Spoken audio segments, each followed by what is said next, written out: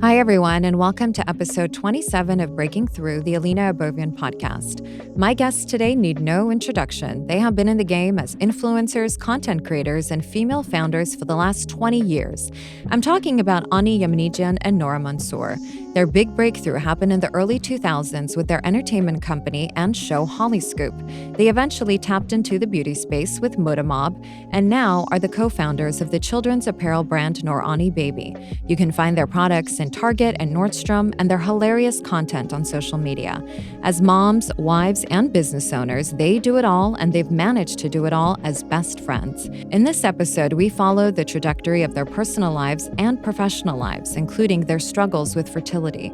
Their energy, their chemistry is palpable, and it's easy to see why everyone wants a piece of Nora and Ani. Ani and Nora, welcome to the show, guys. Thanks for having us. Thank you for coming. Yeah. I feel like we've talked already like 30 minutes, even, I know we already wrapped the episode. I know. We did wrap the And episode. we did cover a lot of topics. We know each other's moon signs and We got deep. well, thanks guys for coming. I feel like I've known you for a really, really long time, but we've never actually even met. Well, that's funny because when I saw you today, I was like, have we met? You're like, we were just talking Literally. about that. I mean, I don't know. Maybe we have and we don't even know. I think one time, and this was like maybe 20 years ago, in Hollywood, I was out with some friends. We were all outside, like we had mutual friends, and we were all kind of having a cigarette like 20 years ago. And you guys were there, and we were in a group setting, but we didn't meet. Huh. Okay. So Where I feel like was that it? was Do you the first remember? time. I don't know, some like. What was it? The old. What was the old? It was when Hollywood Shelter. was cool. Yeah, like Shelter or one of those places. Yeah. So yeah, I don't think it's the first time we're seeing each other. I feel it too. Yeah, Yeah. I feel like probably. I do know Yeah. you. Well, everyone knows you guys from social media. Your content is hilarious. I feel like I am a friend. And I think that's the reason why people relate to you guys so much is because you bring people into your wacky little world. And I want to know all about it. So before we get started, let's talk about your childhood. How did you guys meet? And what was like that first bond that, really clicked between you guys? Well, we were wacky back then too. Ani and I met when we were 16 or 15. 16, somewhere along those lines. We were the two drunk bridesmaids at a wedding. I was supposed to drink before 21. Who drank at Her 16? brother married my cousin, Uh-huh. and we just hit it off. We have were a the very bridesmaids. embarrassing photo from that day we can share Oh with my you. God, yeah. So With what our- happened that day as two? No, as bridesmaids. We just hit it off. We were like laughing and dancing, and we just like, when you just meet someone and your vibes are just, on par. And then we became friends, and we, lost touch a little bit during college because Nora went away to Santa Barbara, but we were still in touch You would with come each other. visit. I You would had come some visit. friends, so we would be like, "Hey, how are you? Yeah. Hey, how are you?" And And then right after college, we started our first company together, and we've just no, we went to New York. Oh yeah, we went to New York, and That that was- like really sealed the deal of like being best friends. And then we started our first company together, and it's just kind of like at some point between then and within now, at some point I feel like we just eventually became family. I don't know. It feels We like made the that. leap. I feel like Yeah. you guys are connected at the hip. I can't imagine one without the other. Yeah. And I feel like I followed the trajectory for the last 20 years. When you guys first started with the entertainment company, you were doing red carpet hosting, you produced your own show. And it's funny because your show was on Channel 5 where I work now. It was on the weekends in Yeah. the morning, right? I On remember that. Sundays. Sundays, Yeah. at 11. What was it like to start something like that, especially in the early days when no one was doing it? There was no roadmap to creating an entertainment show. And here you guys are just throwing yourselves into this new world. I think it was exciting because there was no roadmap. Like Mhm. we were just like, hey, you know what would be cool? XYZ would be cool. Hey, you know what else would be awesome? ABC. Like we were just kind of like making things up as we went along that we felt like was cool and people would want to see. Just throwing darts at the board. Yeah, I think it's easy when you're in your 20s to Mhm. take those risks Yeah. because you don't have a That's true. family, you don't have kids that depend on you. So like we were just like, yeah, I want to, and we were obviously privileged to be able to do that.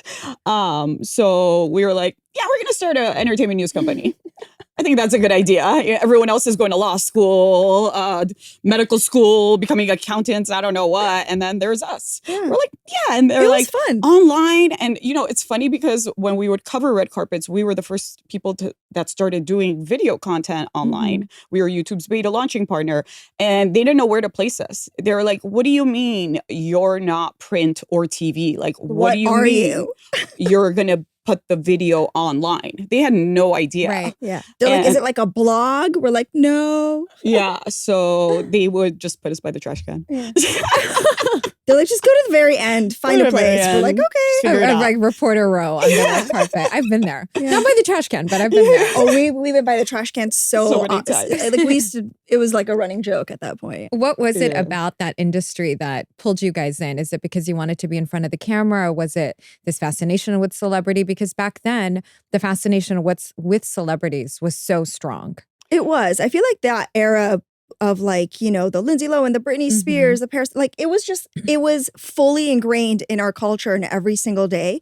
I don't think that we were like celeb obsessed by any means. I think that we just wanted to start something. We wanted to start a company. We wanted to start a company that made us feel like we were able to have fun and create something at the same time. So it wasn't necessarily because it was celebrities.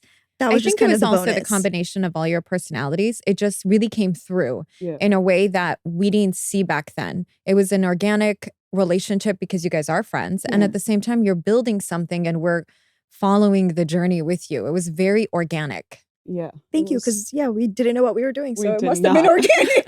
Like nothing's changed. We still don't know what we're doing. Just in a different industry.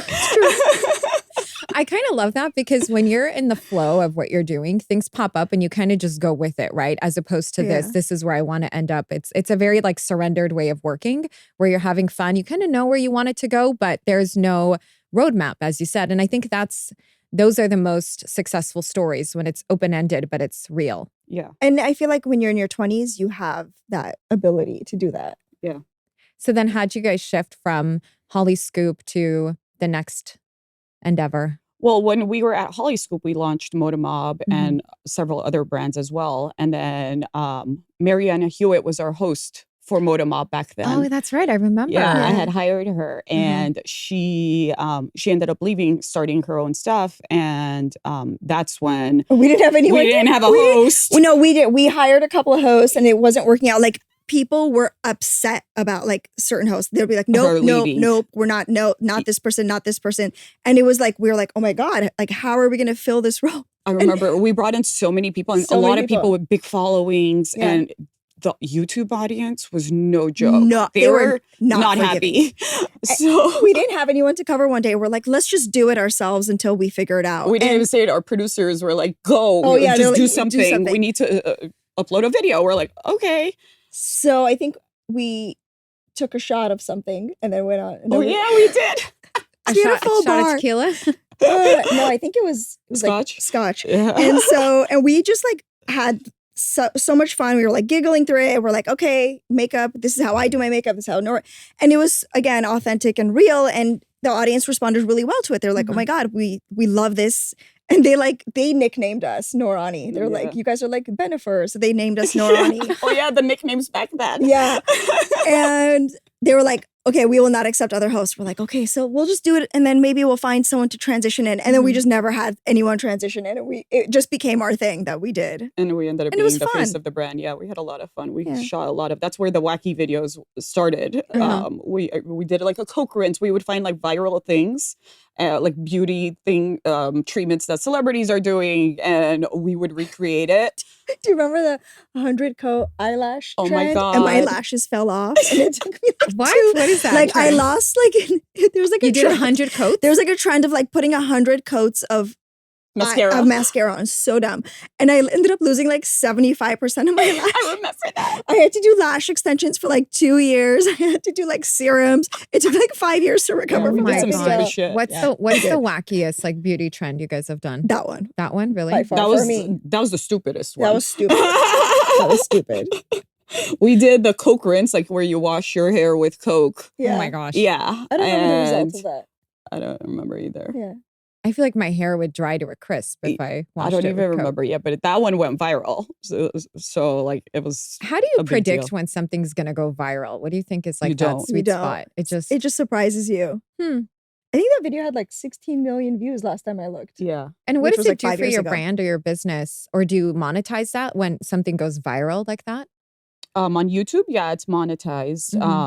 But then it just looks good for other brand partnerships. So if like your manager if our manager is pitching us to Target, they show that video and they're like, look, it went viral. So there's a chance the Target video will go viral. Yeah. Right. So it just looks better. I feel like you guys have always been a step ahead. How do you rationalize that now looking back? You know, even with beauty, no one was really doing that. And you guys started doing the beauty stuff, doing like the viral videos and just putting yourselves out there now in this brand new way, but always in a way a step ahead. Do you feel like that's true? That you guys have been kind of trendsetters in a way? Yeah, I guess so. You don't have to be modest. We I always never call really ourselves the thought about OG influencers. You know, I'm like, kid, what do you know about influencers? YouTube we were beta launching partners. Like they didn't even have a YouTube when we launched. It's funny because we joke about that, but we don't like brag about it. Yeah. Like, No, but it's we pretty almost joke obvious. about it like It's as if obvious like, oh, to we're see. old. We were the OG ones. Yeah. You know? What do you think it takes to be a good influencer? Authenticity. Yeah, just Really? be real. Yeah. How do you People read explain that. getting the nerves out of it? Because I think a lot of people want to create content. They want to be seen, but they're so afraid of getting What people are gonna embarrassed, failing. What are people going to think? How do you take that out of the equation? I think that if someone is really nervous and they feel like they're going to do a bad job, just record 10 videos and pretend it's practice. Don't ever post those. And then eventually, like, you'll realize you get better and better with every single video. And that first 10 is just a wash. It's literally just like, you know, the pre-show. So it's funny you say that because when we did red carpet interviews, I hated it. I hated interviewing people. It was like you remember I used to have to get so drunk nervous to be able to pull off an interview. And like there's been instances where like the Wayne brothers were like, I smell liquor. Like it was They're like, is that you? She's like, it is me. I'm like, sorry. I'm really nervous. But I don't like the interview process, like me being the interviewer. The stuff that we do is authentic, like that's who we are. So it's easy for me to do that kind of stuff. See, I'm the opposite. I find it awkward just to like be myself in front of, you know, like to do behind the scenes. Like, what am I doing? This is so weird. But I can, you know, it's because you've been totally so used to different. being in like a professional But on even camera that, setting. for me, it's like when I'm interviewing people, I like stare at them. It's so weird that I love interviewing, but I almost have to like get lost in that person's energy to like really interview them. And then that carries into like my relationships. When I'm out to dinner with someone, I'm like, stop interviewing. Don't stare at them. It's awkward. Nod. That's funny. I feel like Barbara Walters, like on a date. I'm like, tell me your deepest mother wound. Oh my God. That's hilarious. Yeah, that's Yeah, funny. it's hard to break out of your daily habits. It really is, Yeah. yeah. And I think there's certain, you know, aspects that come so naturally to us, and some of them you really have to work on. What do you think you guys have had to work on to be better at being so public and being so Our accents. visible?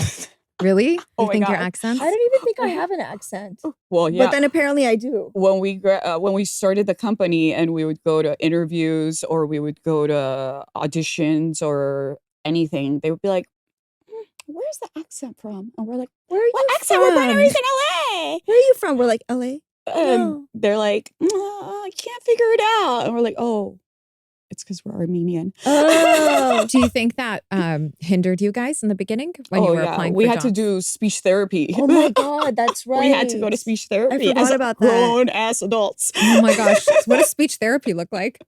They would like Oh teach my- us the rolling of the I completely tongue. Like, forgot about because that. Armenians, we speak like this. Yeah, we elongate. Yeah, it's kind of like a valley accent. Mhm. And Mixed with a little Persian mom. yes. I totally forgot about that. Our Persian mom here.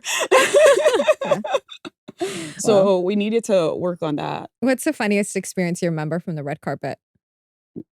The Wayne brothers calling me out for being drunk. Oh my God, I did so many red carpets. I mean, if there was a red carpet to be done, I was there. I was always happy to do them, so I don't Yeah, even you love the remember. movie premieres. Yeah. We just, for me, I would take it personally, like Pisces. Mhm. I would get so emotional if someone wasn't nice, and that's it. Until this day, like I don't like that person, or until this day, I love that person. Like Gwyneth Paltrow, she was so kind. Mhm. She was. Anyone could say anything they want about her, but I'm such a fan because she was kind to Ani. Yeah. She protected her. This reporter who was next to me was from a very, very big news outlet. We were trying to get her to wrap up because Gwyneth was going to leave.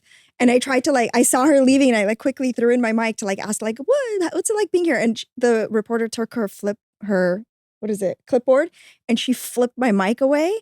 And Gwyneth is like, I'm sorry, we're done here. And then she came to me and she talked for so long, I ran out of things to say.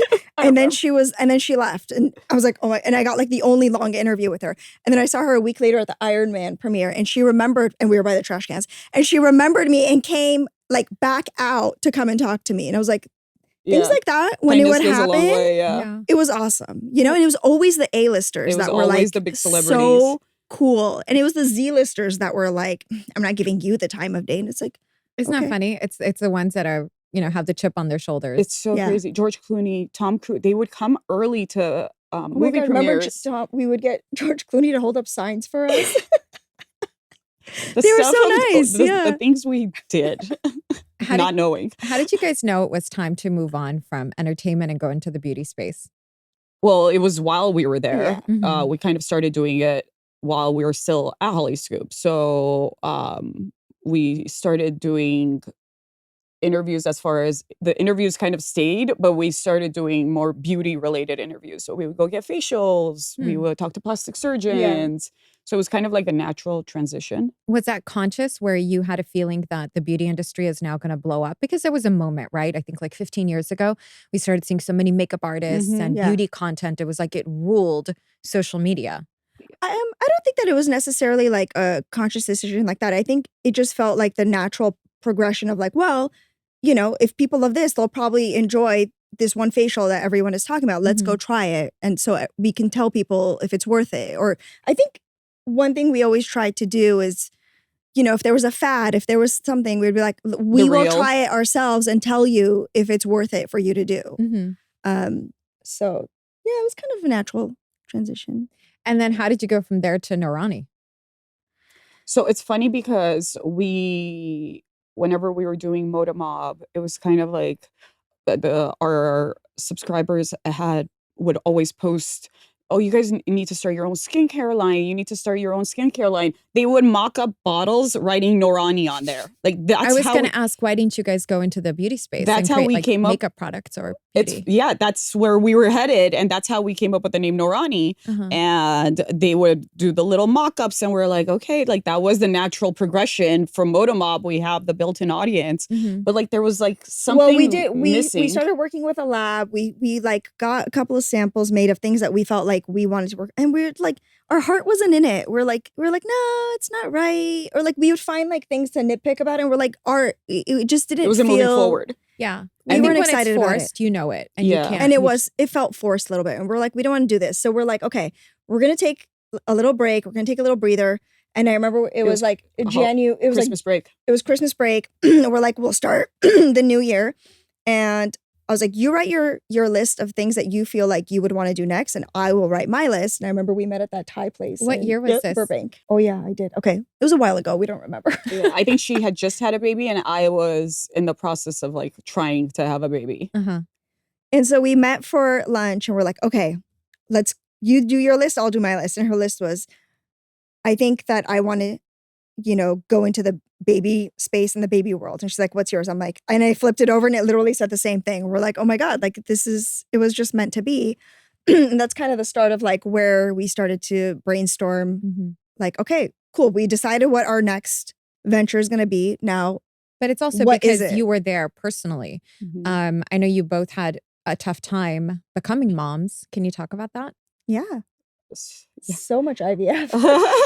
And that was another thing, when authenticity is so important to us, and we started sharing about our struggles of getting pregnant, and it was thousands of emails, not even DMs back then. It was more emails that we were getting from people saying that they can't believe that we talked about it and they're so happy because they went through it. Or Right. until like recently, we still get emails or DMs now from people asking for advice. And there's people that I haven't even shared it with my family, but I'm sharing it with you. And there was a lot of Armenians that reached out to us and they were like, thank you for talking about this because it's so taboo in the Armenian culture to be like, I can't get pregnant because you just assume that you can. Yeah, it's I had something you're someone go up shameful to of. my mom Mhm. and say, your daughter shared that she had a hard time getting pregnant and I've never told anyone this and I can't get pregnant. And I was watching her video and it made me cry. So please tell your daughter, thank you for sharing that. And my mom was like, oh my God. Aw.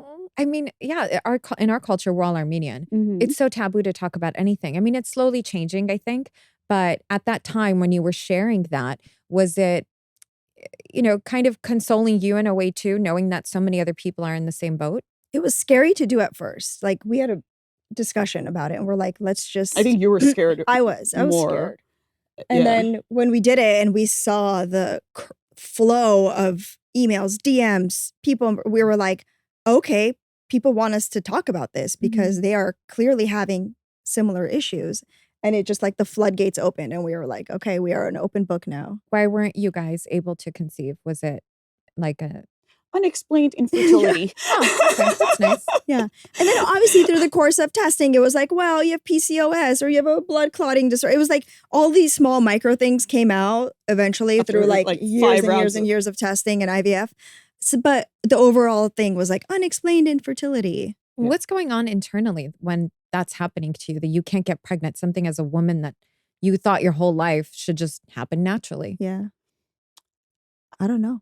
Yeah, I don't know. It's know. weird because it almost, you don't have time to think about that. Like that's not the concern there. It's more about, it becomes an obsession to become pregnant. So it's not about like, oh, I'm not a woman and I don't feel like, oh, this, like it's not that insecurity. It's more about like, I must get pregnant. I must And get then you pregnant. notice every pregnant woman passing Yeah, by. it becomes that. So like your focus shifts almost. So you don't have time to be like, oh, like think about your feelings, for example. You're more like, oh my God, this must happen. This must happen.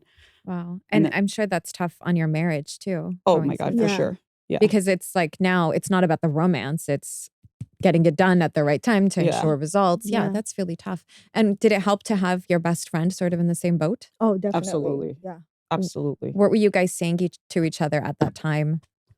It was more about not, there was a lot of like hugs and tears. Mm. I remember one time, was it when I had a miscarriage or when it didn't work? And I think Sebastian was already born or you were pregnant. And think I remember yeah. I was crying in bed because like we're tough cookies and we have a rule in our friendship and we give ourselves the 24-hour rule. And we always respect it, or like I need 24 hours. Like, don't leave me alone. I need my 24 hours. Yeah, I need 24 hours. And the 24 hours, you're able to cry. You're able to be weak or whatever you want to be. Like, let out all the emotions, be mad, let out all the emotions. And then 24 hours later, it's like, okay, next steps. I think that's really helped us in our friendship. It's helped us as business partners. It's helped, I think, for just our mental health. Yeah, giving space is huge because then you're not reacting from that Anger and or the hurt. frustration, but you're pausing. Anytime I'm so unsure of something, I'm like, I need to sleep on this. Yeah. Because I guarantee when I wake up in the morning, I'm not going to be the same whack job I was yesterday. And it's part of like the spiritual thing too. When you look at it like through Kabbalah, it says you're supposed to stop and pause and give it space because then you'll come to like the proper answer. I don't know. Mine is a different that's understanding. true. But That's it's absolutely so true. It says pause, what a pleasure, because then you're giving yourself time to gain insight instead of react. And reaction is the number one, I think, Yeah.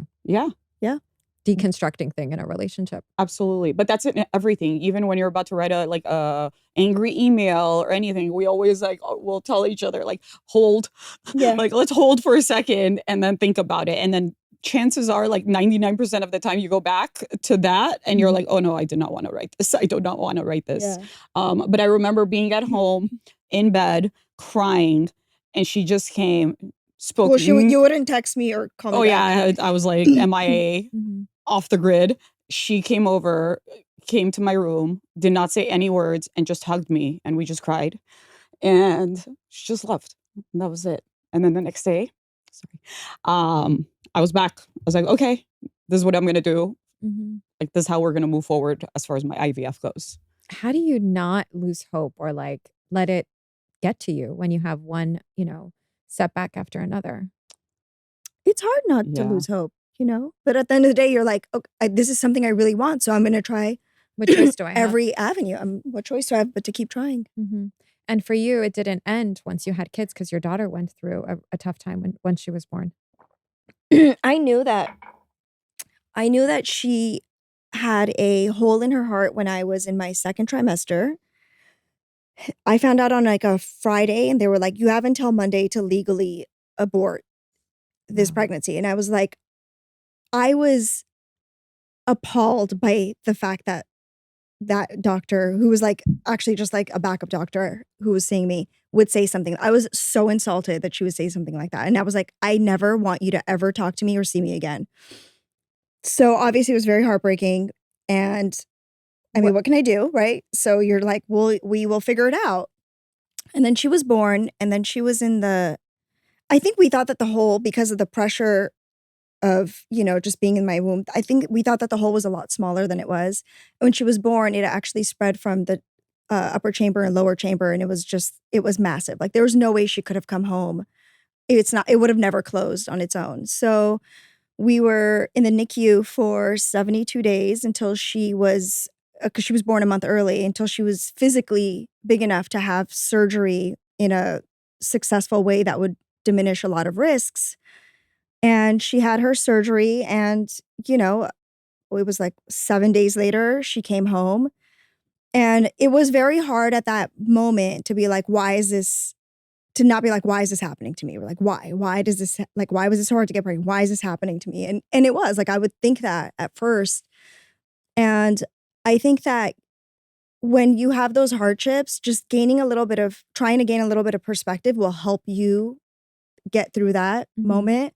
I remember I would, go there 3 times a day. I would tuck my son in at the end of the night too. And then I would go back to the hospital at night. And I remember one time I got there a little bit later than usual because I was crying in my car. And then I was in the elevator, and there was all these moms with pillows and blankets, and they got off on a very specific floor, which was, it was like the cancer floor. And I was like, these moms have been doing this for a very, very long time. Like, some people have been here for years, and they come every night and they sleep at the hospital with their children. And I was like, once she has this surgery and we leave, our life is going to just move on and carry on. I'm like, so yes, this situation really does suck, but like, it could be so much worse. And once we are over this roadblock, we'll be home and we'll be a family, and we can just actually move on, Yeah, So to know that it's temporary. Yeah. And just to tell yourself that it's not an ideal situation. This is not what I envisioned taking my baby home from the hospital would be like, because I remember at the time watching your stories, and it would kill me to think that I can't take my baby home, in the first few days where you're so hormonal, you want to bond, you want to be comfortable, your body is going through all these changes, but it's like, how can you even take care of yourself when your infant is in the NICU? And it was during COVID. It was during lockdown. So I remember you and Patrick were not even allowed at the hospital together. Yeah. So they didn't have any family photos. We were only allowed together on the day of her surgery to be together at the same time. And our son never got to meet her for months. And I remember he was like, oh, does that mean that the doctor is her mommy now? And I was like, oh, that killed me. Oh my God. Yeah, that's the hardest. What did it feel like bringing her home finally? Like, just relief. Like, we're done. It's over. It's over. behind us. It's behind us. That's crazy. I mean, honestly, I think as moms, nothing hits us harder than when something hurts our children. Yeah. It's a pain you don't ever want to feel. Yeah.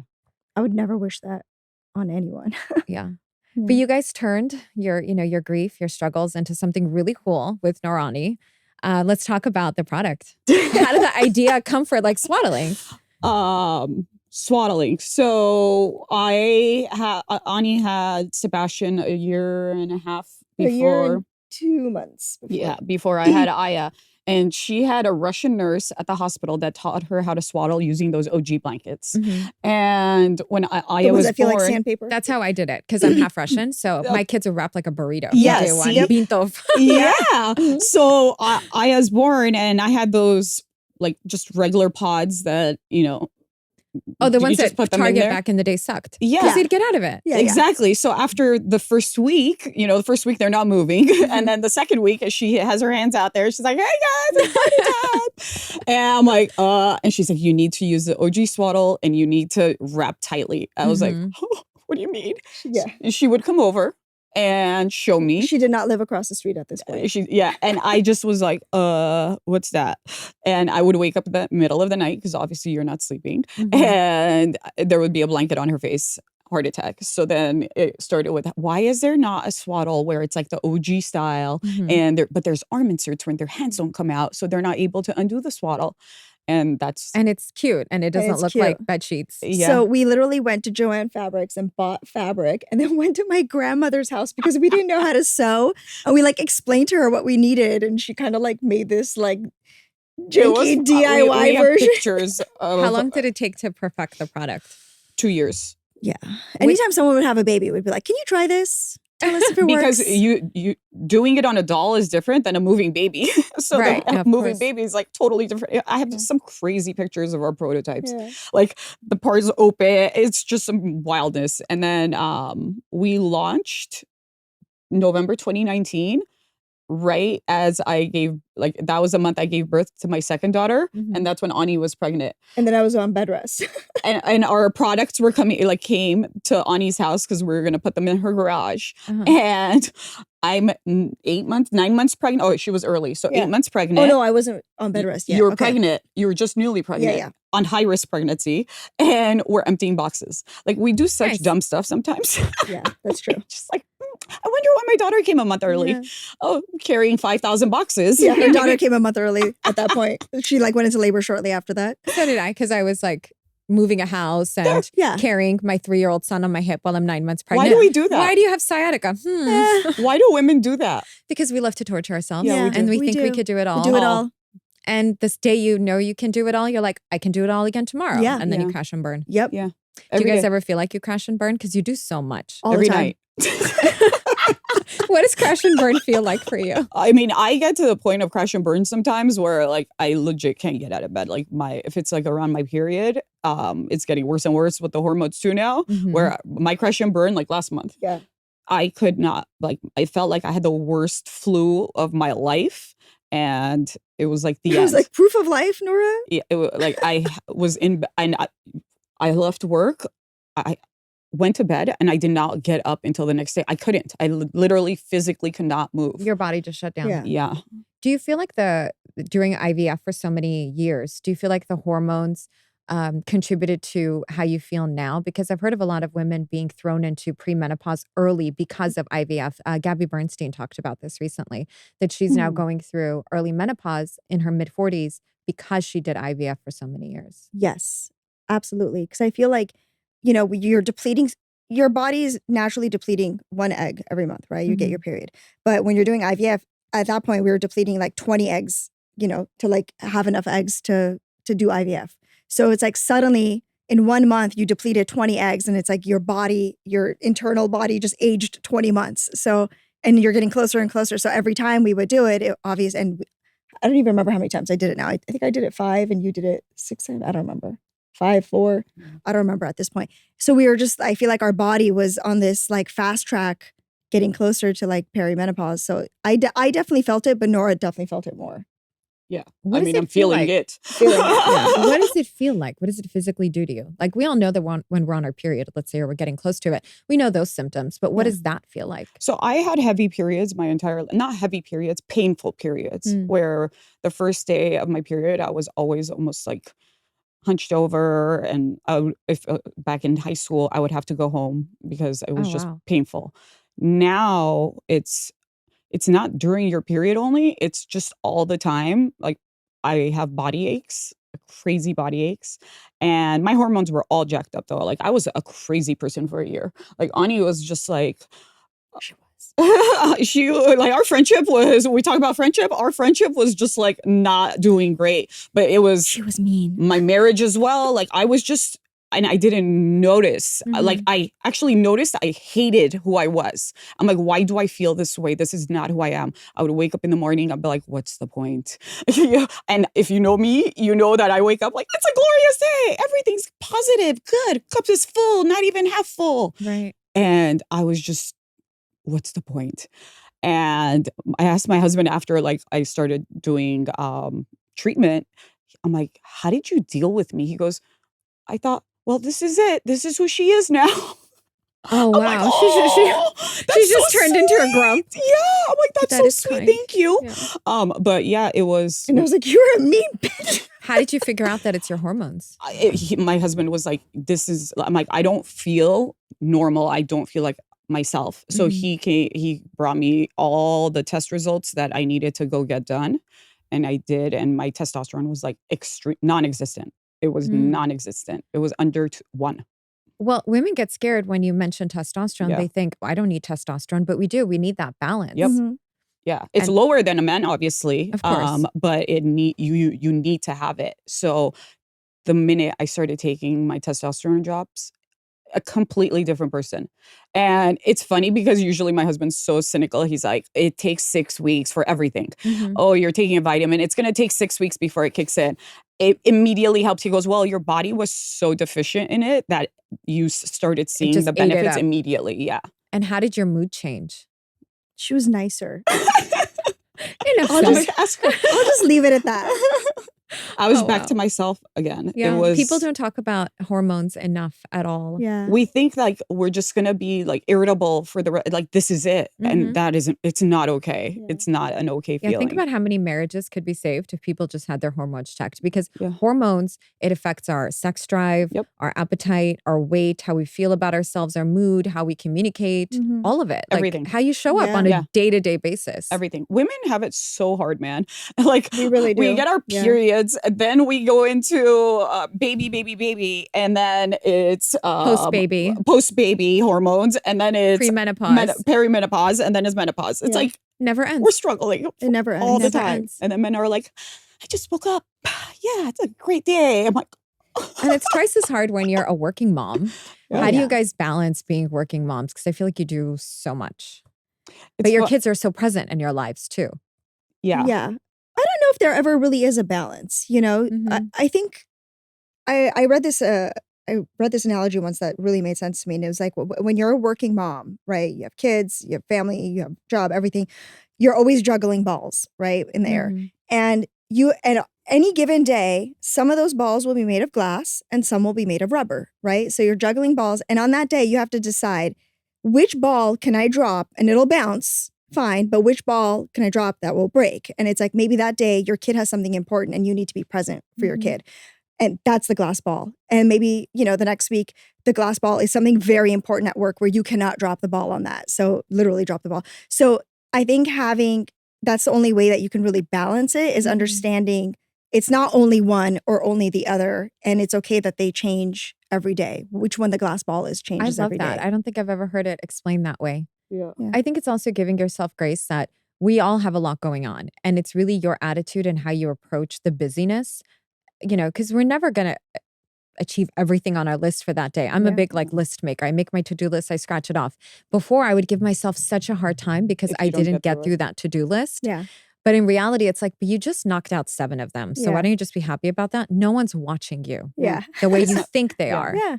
But I feel like, especially now with social media, when so many people are presenting this, look at me, I'm Superwoman, I can do it all. It puts on pressure for you to also fulfill those shoes. Yeah. I think that's one of the biggest things that has been kind of like refreshing after turning 40 is now I feel like I see my mom more, where when I was younger, a teenager or my early 20s and everything mattered. And she would be like, who cares? And it's okay. Everything was, it's okay. And who cares? And now I feel like I have that mentality where, when it comes to like social, I'm not trying to race with anyone on social media. Yeah. I'm not trying to, there's no competition because it's like, who cares? Who cares? And it takes honestly the joy out of it. Yeah. When I think about what I do too, I have such a deep purpose and peace in what I'm doing. I just cling to that. I don't think Yeah. about everybody else or what else everyone is doing, because then that takes the fun out and it Yeah. becomes a chore. Yeah. And we all already have so A many lot of chores and Yeah. negative things in our There's lives. already too much happening. Yeah. Yeah, it's how The you plate's already full. exactly. And let's take There's no things room. off the lid. plate. Yeah. I'm very big on emptying my cup Yeah. consistently and just like Yeah. re-examining what's in my life. How do you guys structure your day when you're going to content create and you also have to look at the production side of your business and the business side of your business? How do you organize all of that? I think you mentioned lists. For Mhm. me, the biggest thing has been like the game changer for me in the last year has been the list making to help me get through it. Like I'm always going back to my notes folder and adding to my list. And then every time I do the check mark, I'm like, oh, okay, I got it off the list. I think it also helps to have certain days for certain things. Like if we're like, Yeah. oh, every Tuesday, this is what we do. So then Mhm. you're not like, oh, we forgot to make content, or like, oh, we forgot to do this. So then it's like, well, it's Tuesday. This is what we do every Tuesday. Yeah, dedicating. Yeah. Dedicating days to specific things helps. What inspires you guys? What inspires us? I think a big thing for me personally is like whenever we do post things on social media that are deeply personal, it's the inspiring people and to feel better, or to go get help if they need it, to just know that we're there for them.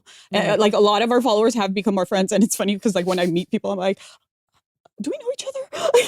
Because like we do comment and write back to every single person that messages us. So like Wow. we do know people on a personal level. Mhm. Like I recently for Mother's Day, like met I'm like, we haven't met. I feel like we've been personally talking for a really long time. And I think that's the, like, It's like community. yeah, Yes. I a also little think it's your community. personalities too. People are not intimidated to approach you because let's face it, a lot of influencers, a lot of people on social media, they're not approachable. But I feel like you guys would I don't feel intimidated, to message you. Or when I look at your content, I feel like I am your friend. Yeah. Or at least I want to be. In Oh, my head, good. in my Yeah, head, yeah. we're friends. Like, let's go You know? grab a glass of wine. Good. Let's. Bottle of That's wine. exactly what we want. Yeah, it's really all about that authentic Yeah. connection. And Yeah. I think that's what helps your product sell too, because it's the energy behind it. Yeah. What's next for you guys? A vacation. Yeah. Next, I mean, we got to get through summer now with the kids Yeah. off. Oh, gosh.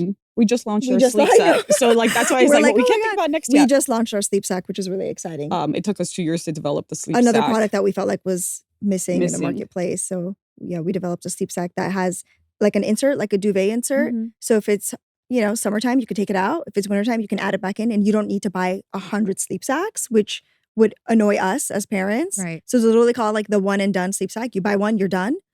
And now you Um, guys are in Target. And we're at Target. How crazy is that? It's Mm. exciting. I think that's one of the biggest things, misconceptions when you have a product line. Like we're so in the everyday struggle of things, like the site stopped working Or suddenly on Nordstrom, it says that this is a safari print, but it didn't say that yesterday. And I'm like, how yeah, did we're this putting out happen? fires every day that we're never able to just like appreciate that, like, oh, we're at Target. The We're at grasp Nordstrom. all of it. Yeah, it's like next. Sometimes next, when people bring now. it up to us, we're like, yeah, We it is forget. cool. We're like, oh yeah, yeah. Yes. Looking So- back now, I mean, you guys have lived 9 lives. You said this Yeah. earlier. That's your line.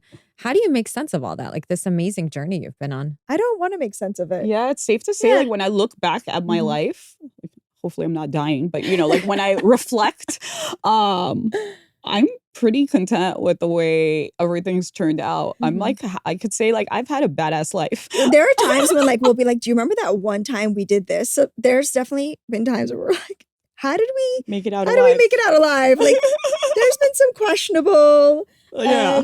times and fun times and And how do you do it all together? Did you think that you'd be on this crazy journey with your best friend? Absolutely not. It's very No. rare. yeah, Yeah. It's so it is rare. very rare. I think it And the helps. fact that we're still friends. Yeah. I think that it's because we don't think of it as a friendship. Like we treat each other like we're sisters. Mhm. And that's really important because There's no ego. there's no ego, there's no jealousy. If one person insults the other person or does something wrong, we're very verbal about it. And it's like, okay, you can be mad at me that I said that, but like you better not be mad by tomorrow. And it's just being honest with each other is really important.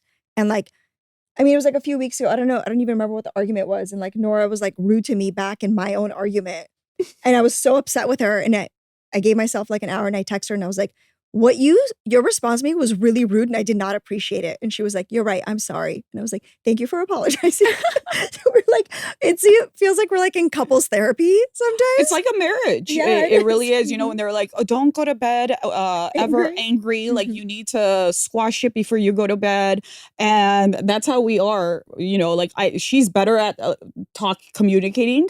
So like I'll hold it in. But it builds resentment when you hold it in. And that's the thing I've been working on is like, as a Pisces, you probably are the same way. We internalize it all. We internalize, and it grows and it grows and it grows. And I explode. And then I'm like, I'm the bitch. Like I exploded over something that shouldn't have been a bigger deal, but it's like it's been building up. Yeah. So I've been doing better. You have been doing better. It's like we're in therapy. Yeah. How do you do better at that? You're communicating where you're feeling along the way. She still has to sometimes wait for me to start the conversation about it, but then in Nora's credit, she's been very good about being like, you're right, I was rude and I didn't mean it. I apologize. I was like, thank you for apologizing. Yeah. What's your sign? Gemini. Do you think that I'm dealing with two people? Yeah. So there's actually three people in your friendship. Actually, I always thought I was two people, and I learned last weekend through Nora and our best friend Mary that I'm actually like 8 people. Yeah. Nice. 8 personalities. One of my best friends is actually a Gemini too. And my dad and my brother. So I'm surrounded by Geminis. Yeah, we're awesome. You're welcome. Yeah. Oh no, I have 2 best friends who are Geminis. You're welcome. There's 30 people. You multiply. Never How do a you dull guys moment. balance each other out? Like with your energy or your effort? I don't know if there's a balance. We're both kind of crazy. Yeah. Some days are mellow. Some days are both high strung. Yeah. I mean, I guess overall it balances. There's never balance on a daily basis. What's your advice to other women who want to start something? They want to be founders because it looks easy from the outside, but really it takes 10, 20 years to build anything real. Yes. What's your advice? I think that what you just said is so ideal, is knowing that it takes 20 years to be an overnight success. That's true. Because some people will be like, wow, they blew up. And it's like, no, they've actually been working on this for like 15 years, just like, I recently saw like a little graph, and it's like what people see as like founders, and it's started the company, and then it's like, but what they're really not seeing is like the up and down, up and down, up and down, and then it's like, oh, they are successful. I don't know what, and it's like you didn't see the in between of that. Like every day we're struggling. Yeah. There's a quote: we often overestimate what we can do in 1 year and underestimate what we can do in 10 years. Yeah. We think like we can get it all done in year 1. And then most people go out of business in year 1 because they don't look at the long term, the long-term vision or what it takes to really tough it out and stick it out with something. I think it helps to kind of look at it as if it's a tree, right? You plant a seed, you wait, you water it, you put in the work, nurture it, put in the work. And eventually it's going to make its way to the surface and keep growing. And you just have to have patience. To be authentic to you. I think a lot of people want to do things because they see someone else doing it and they think, you're right. I want that feeling of doing this. But is that really something you can embody? I think that's the missing question that a lot of people don't ask themselves. I think that if you're not passionate about what you're doing, it's going to end eventually. You're already not feeling it, How do you guys maintain such a close bond? Is it ensuring that you guys are always having fun together? Because I feel like you guys are working together, you're traveling together, you're mothering together, your husbands look like they're friends. How do you keep it all together? Respect. Yeah. Like we respect each other. That's a good answer. We're friends. We're friends, and ego, I think, is a very big thing.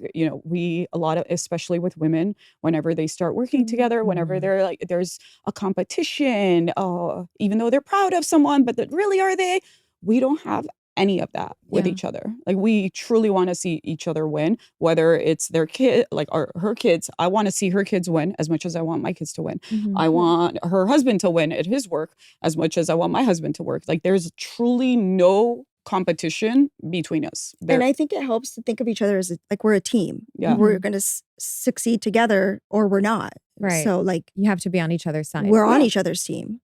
Do you foresee you guys pivoting into something new as your life continues to progress? Because everything you've done has been a mirror to your own lives. Yeah. So now stepping into this new chapter of womanhood as we mature and our bodies are changing and our outlook is changing? Do you see yourself doing something else? Oh my God, what are we going to do when the kids are teenagers? We're going to be like, teenage jewelry. You guys should start a podcast so we can just experience it all with you. I think you guys would be hilarious. Her husband has been asking about a podcast for us for 5 years now? Yes. And that's why I was asking you earlier. Maybe you'll be the producer. You'll help us. I have 5 jobs. Add one more. Add to your plate. Add to the plate. Put it on the checklist. Well, no matter what you guys do, I'm so grateful to be able to witness it. And thank you for sharing your energy, your humor, all of it. You are changing people's lives. You brighten their day and you give them a reason to believe that you can do it. Even if you go through the lows and the valleys, there's always the highs. So thanks for being, for embodying that. Oh, thank you. Thanks for having us. Thank you. I feel like we just went on this whole roller coaster. We did. And now it's over. We talked about everything. We went through everything. Yeah, we did. I have my list. That was great. Your flow, you're natural. Yeah. Thanks for having us. Thank it's so you fun. guys. This is great. Thank you. Thank you so much for tuning in to Breaking Through with Alina Abovian. For our community to grow, please like and share, and also leave a review on this episode. Of course, you can find me on social media and let me know what you'd like to talk about in future episodes. Nothing is off limits, so let's have some fun.